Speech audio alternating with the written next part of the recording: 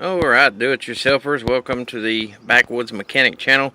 Today we're working on a Ford F-150 and, well, the rear brakes are locked up. You know, guy was driving it to Walmart, he said. On his way there it seemed to be okay. On his way back, they were both sticking, smoking. You know, he was going up to like 4,000 RPM just to be able to get it up, 25 miles an hour. So, was not a good thing. Wasn't good at all. You know, we tried to bleed the system on the side of the road, see if everything worked out all right. It didn't work out okay. Relieved enough pressure to be able to, force it home, so where we can work on it now, take everything apart, because it was really, really hot. Had to cool down some, so that's what we're going to do is check this thing out. It's got new brakes on it, so it's either going to be the caliper or the lines, something like that, or there is damn sure a whole lot of air in the system. Worst case scenario, something else major is wrong, but we're going to start with the caliper and the hose. And as you'll be able to see back through here, it's like a U shape right there. It goes from right here on what you're seeing on the left all the way up to right there underneath where the metal line attaches at. And of course the metal line attaches and then goes over there. So of course we always want to start with some tools, and yeah, I believe might be a 10 or an 8 millimeter on the slide bolts here. Yep, 10 millimeter it is.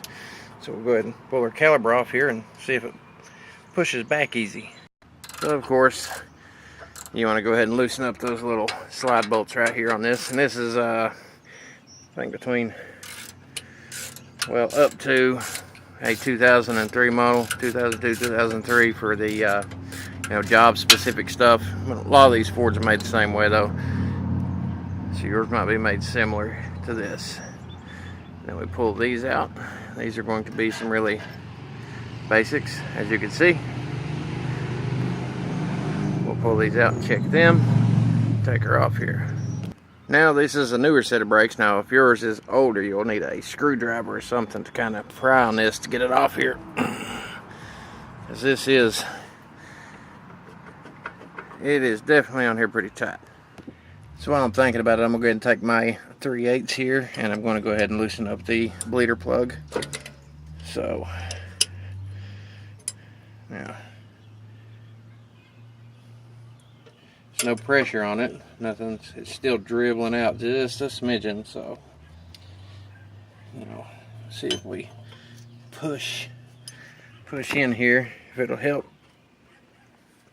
Yep, that's letting it move a little bit. So that's a good sign. And of course, get you a handy dandy screwdriver here. I've had this old Craftsman sit here for years. A lot of people don't particularly like it, but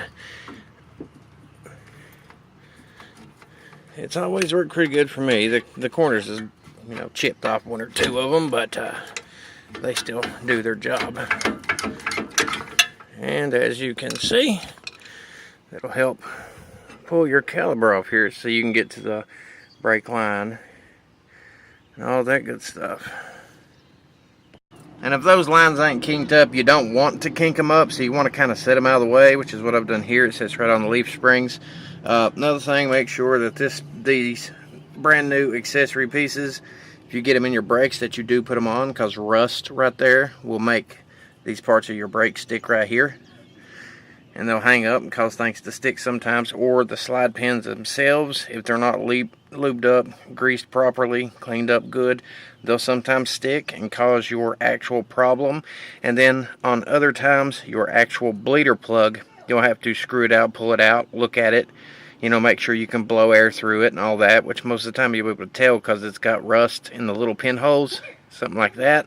And then you won't be able to actually bleed it because something's stopping it up. So get you a pick, something like that, and then you'll be able to clean it out, blow it out, solve the problem. Hate for you to replace a whole caliper for something like a bleeder plug, And now what I'm going to do is put this little tool right here on the brake line, and I'm going to clamp it down. And the reason I'm doing that is because I'm going to open up the bleeder plug on the back of this brake caliper.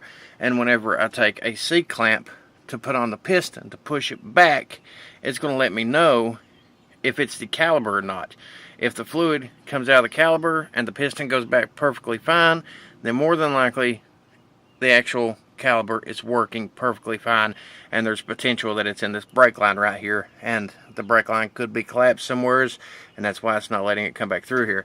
Now what I've got here is this particular tool right here. You can pick it up at CarQuest. You can probably get them at AutoZone and, you know, Advanced Auto, wherever it is you shop at locally. I picked mine up from CarQuest, and you essentially, it's plastic. It's really hard plastic right here. It's got a little groove shape to it, as you can see, and whenever you tighten it up, tighten the L up, it'll clamp up against the lines. Now if you don't have this, you can take a pair of vice grips, preferably needle nose vice grips, put some rubber hose around them, and then clamp them down that way. It's the old school way of doing it, and it'll do the exact same effect. Now a lot of people don't like doing that because they'll say, oh, you're gonna crack the hose and whatnot, but this is a really tiny hose here, so I mean, it's a good possibility it might not be that, it might be something else, but it's the process of elimination, and we're going to check it out.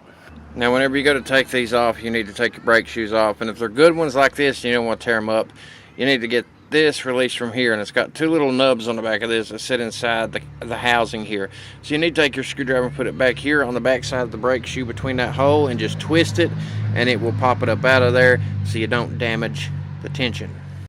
Now once that is pulled off there, we're going to go ahead and put our C-clamp here. We're going to loosen up our bleeder plug, and we're going to see what happens.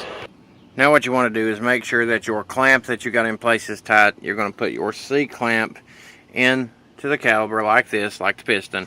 You're going to loosen up that bleeder screw, and you're going to start tightening it up. Then you're going to see how the fluid comes out. But before I start tightening it up, because I've got one hand, I'm going to try pushing down on it just to see if it helps any at all.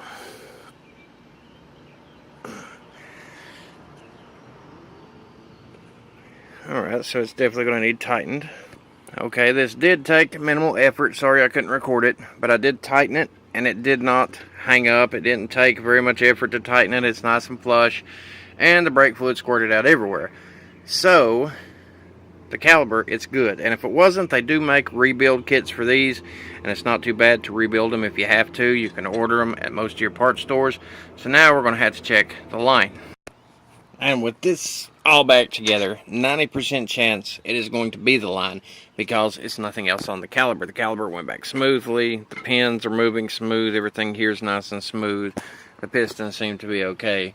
So most of the time you're going to bleed the system, and you'll probably have to go buy you a quart, and you know, you can do the jug trick to where you can actually stick your hoses to your bleeder plug, stick it down inside of a jug of brake fluid and pump it, and it'll suck it back and forth if you can do it solo.